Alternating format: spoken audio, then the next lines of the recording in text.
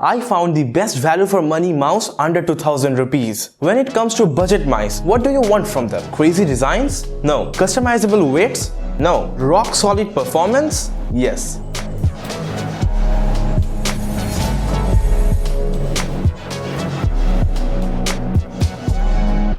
Massive thanks to MSI for sending this over. Well, to start things, the unboxing experience was too good. You won't expect this much in the sub 2000 range. But then, something unexpected happened. The box contains the mouse inside a 2-layered plastic vanity case. And it was very dusty. I don't know how many details the sensor is picking up, but the dust was too much. Inside the box, we get a quick start guide and the mouse.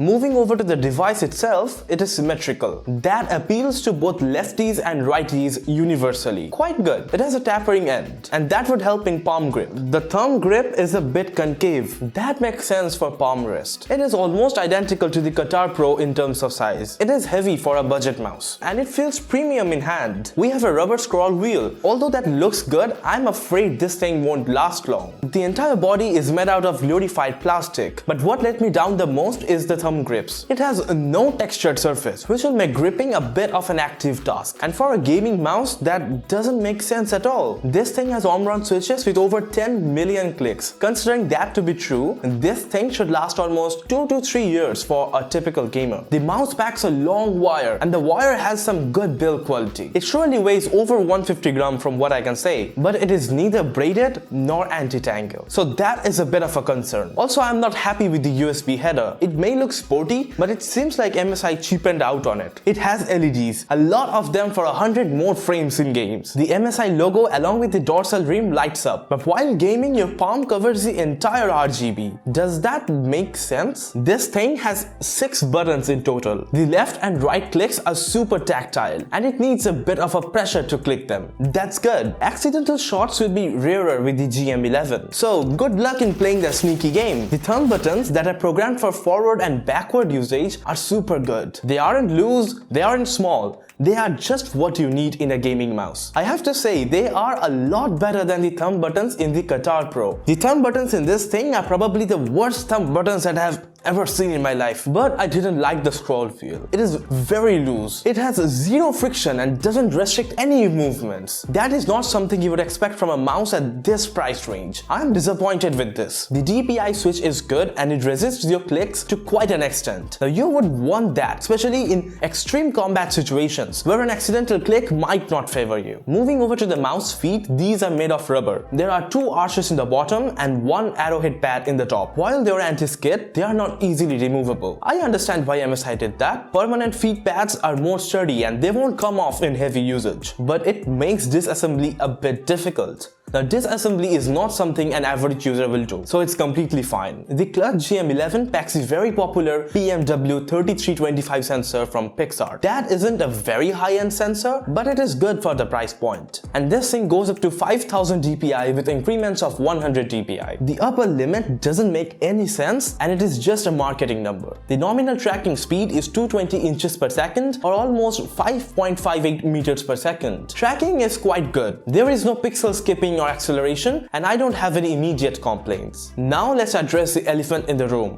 performance. We ran several tests and the results are quite interesting. Let's get to them. Starting with the lift-off distance test, or up to how much distance from the surface the sensor keeps tracking movements, this thing stopped tracking at the 2 DVD mark. That means the lift-off distance is between 1.2 and 2.4 mm. And that is a pretty good number. In comparison, the Qatar Pro, which has a PAW 3327 sensor, a revision of the PMW 3325 sensor, tracks even after 3 DVDs, and it stops tracking at 4 DVDs. That means the lift-off distance is between 3.6 and 4.8 mm, and that is a terrible number. Moving to the jitter test, which is a measure of whether the mouse cursor makes any sudden and unpredictable moves, the results are quite intriguing. In lower CPIs, that is up to 1300 CPI, the jitter is almost negligible. But in the higher CPIs, that is 2400 and above, there is a noticeable jitter. Especially in the 3600 and 5000 CPI mark, the jitter is terrible. Although crazy high CPI like 3600 and 5000 are nonsense for daily usage, I think this mouse does a good job. In our CPI divergence test, which measures what resolution the sensor tracks in a particular set resolution from the drivers, we get some interesting results. We took 5 readings for each set resolution and then averaged them for the result. And in all acceptable DPIs, there is almost negligible deviation. Pretty well played, MSI. In the perfect control speed test, which measures the maximum speed at which your mouse tracks without any acceleration, we get pretty high values. While the nominal value is 5.58 meters per second, it is almost impossible to achieve those speeds in daily gaming uses. In our speed-related accuracy variance test, which shows the accuracy of the sensor in different speeds, we see a pretty solid result. In this graph, I did a fast swipe with the mouse and then slowly brought the mouse back to the original position. Any displacement like this one while slowly sliding it is caused by human error. Moving over to a last test, that is the poly-red test, we didn't find anything fishy. This thing allows 4 different frequencies: 125, 250, 500 and 1000 Hz. We tested the frequencies by rapidly flicking the mouse to and fro in a straight line. The results are okay. We don't have any complaints about these 1 or 2 tracks being completely out of the range of frequencies it was set for.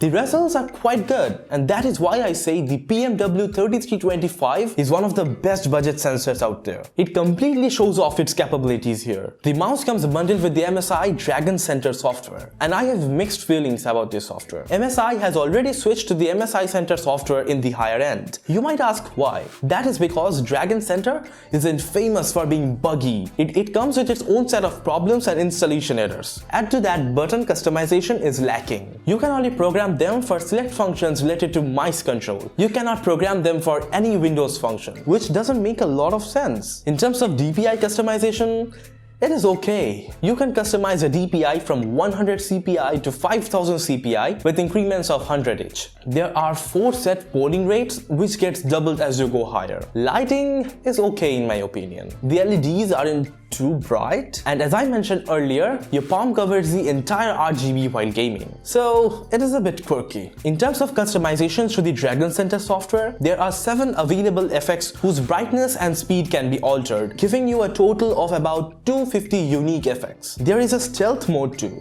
That is pretty sweet. In terms of how much value for money this thing is, it deserves an average 6 out of 10. And although it doesn't do any particular gimmick over its competitors like the G102 LightSync and the SteelSeries rival 105, this is overpriced for no reason. But I can strongly recommend the GM11 over the Razer DeathAdder or the Corsair Guitar Pro. As Razer has stopped the production of the best value for money mouse, the DeathAdder, the available units are from old stock, and faulty units are in plenty. It isn't worth the risk. And for the Guitar Pro, Corsair tried its creativity and completely destroyed a mouse that could have easily won the best value for money mouse under 2000. With the G102 LightSync riding the popular guy's game, just remember that the popular kid isn't always the best kid. I think the Clutch GM11 is a solid underdog, with all of its competitors priced 200 rupees less than this one. The GM11 is a solid mouse, but the pricing kills it. It is so good that I can get very close to recommend this to people and then come back for the price. And while the Indian market is extremely sensitive to pricing, this isn't a very good move from MSI. The surface doesn't really favor palm grip, and it caused extreme pain in my first use. There is no thumb grip texture, so palm grip users won't really love this one. It has been completely built for claw grip, and it does that job quite well. Anyways, if you simply ask me what is the best sub 2000 mouse, at the end of the day, I would probably recommend the GM11. With all of its competitors having its own set of problems, I think it's better to spend 200 rupees more for a similarly spec'd but better performing device. The Guitar Pro was so close to winning the best value for money mouse in this segment. I'm really sad about it. If you want to check out the Guitar Pro in details, how they screwed it up, click on the video here. I'm quite sure you will love it.